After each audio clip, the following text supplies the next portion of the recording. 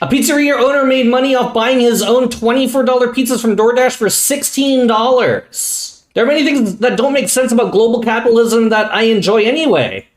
The clearly inadvisable venture-backed monstrosities like dockless scooters and ride-sharing that in the before times changed how I interacted with the places I went. The thing that does not compute for me is how these companies continue to burn through a reality warping amount of other people's cash in ways that upend basic economics of things like taxi services and food delivery and fail intentionally to turn a profit. Ranjan Roy, a content strategist and writer, wrote about the latter, failing intentionally to turn a profit in the newsletter The Margins. One of his friends who owns a few pizza restaurants suddenly got an influx of customers complaining about delivery when the restaurant didn't offer delivery. He realized that a delivery option had mysteriously appeared on their company's Google listing.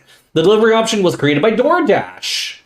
This is an issue, you know. This is actually I think several years ago when they call them delivery aggregators, but food services like DoorDash, Uber Eats, Grubhub, Deliveroo, Postmates.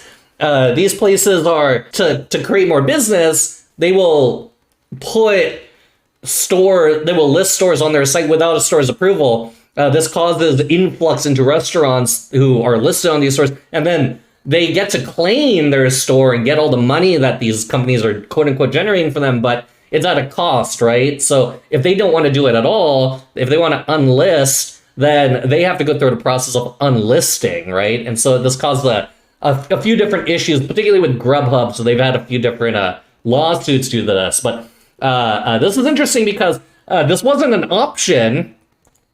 And apparently this is one way that DoorDash does customer acquisition by bullying restaurants. So but what's funny here about Roy's friend's problem, and it was a real problem because Yelp reviews and angry customers, is that DoorDash priced the pizzas incorrectly. A pizza that charged $24 was listed for $16. Cue the Wall Street Trader arbitrage. So story unfolds. If someone could pay DoorDash $16 for a pizza and DoorDash would pay his restaurant $24, then he should clearly just order the pizzas himself via DoorDash all day long. You net a clean $8 profit per pizza. This is true, right? Like, they are pricing the pizzas too low, and they have to pay the restaurant whatever the fuck they're listing it for. So if they've incorrectly listed your business at a lesser price, just buy everything. Buy out your entire store. They ordered 10 pizzas away and it worked. The money was free, seamless transfer from the softback's deep venture capital line pockets to Roy's friend's business bank account. Free money.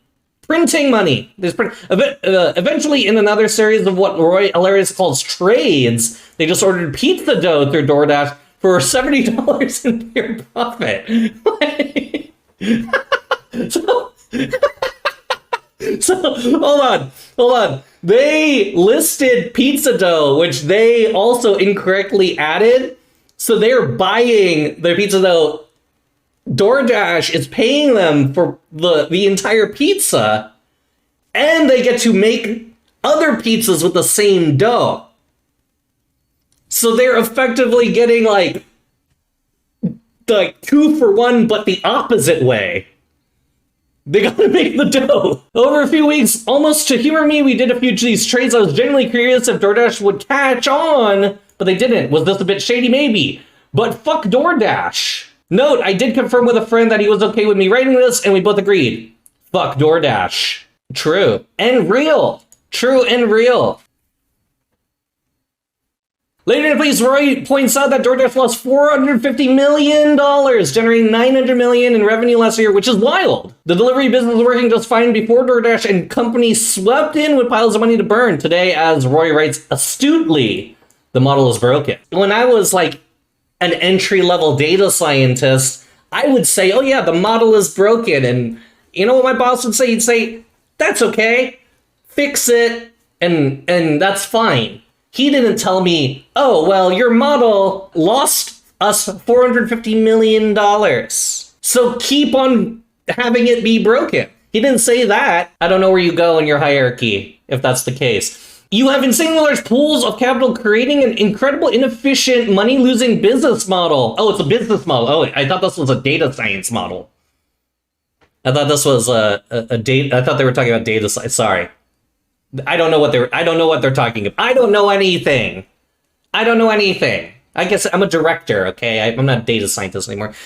It used to subsidize an untenable customer expectation. You leverage a broken workforce to minimize your genuine labor expenses. The companies unloaded their capital cannons onto customer acquisition. While this week's Uber Grubhub news reminds us, the only viable endgame is the promise of monopoly concentration and increased prices. But is that even viable? I don't even know what the fuck that does. Does anyone know what that means?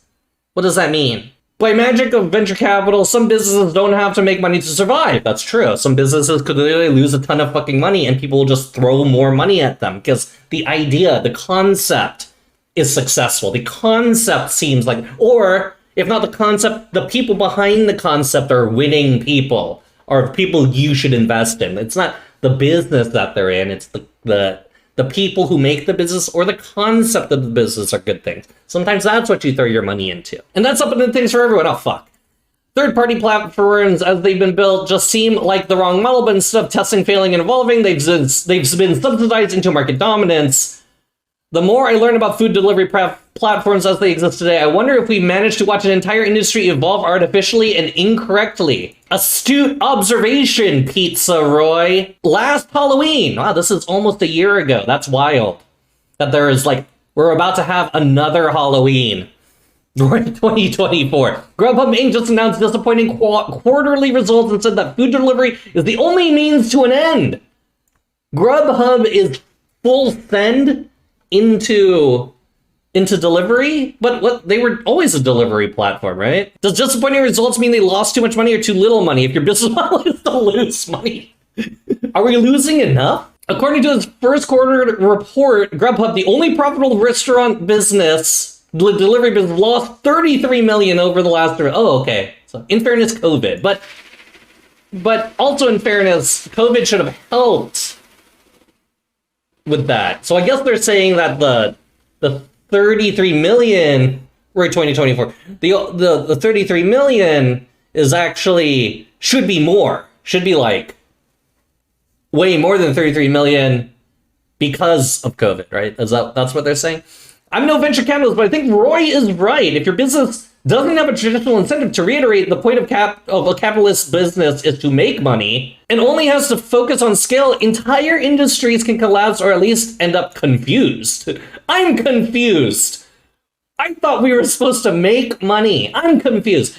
The thing about all of this is that old ways weren't inefficient or even that inconvenient. If these businesses collapse, and as Uber is currently collapsing, I can't imagine that customers won't go back to how things were before, assuming restaurants et alia. Is that how you, I always thought it was et al.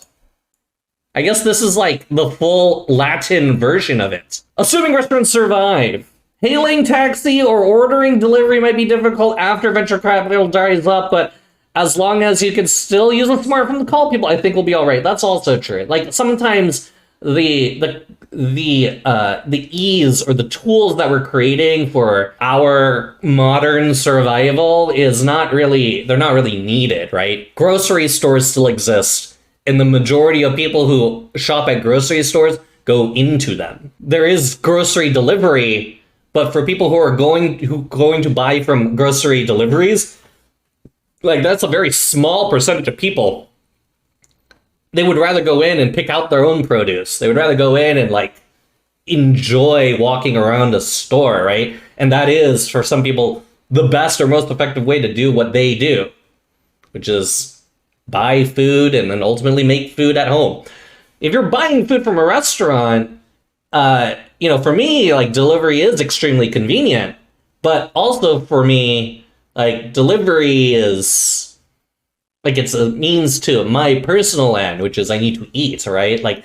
If my delivery options dwindle away and I become too lazy to call up several different restaurants or just scour the internet for what's open and has delivery, I'm just going to revert back to what I used to do, which is cook delicious fucking food. I'm an amazing cook. Some would call me the president of deliciousness. I'm not going to be hurt by this. But what hurts me the most is the convenience. The convenience aspect of being able to go on my phone, order from some random ass place that I've never heard of, that I'll never actually physically go to, order like some chicken wings, find out that this place makes horrible chicken wings, and then never have to think about it ever again. I've also saved myself a car trip, and I've saved myself the hassle of like being seen at a place that made such horrible food. Like, these are all like slight positives. But now, if you take away my option of buying horrible food from horrible places that pop up on DoorDash, so be it. Now I'm just gonna be at home making delicious food. Woe is me. Probably healthier. Probably more cost effective.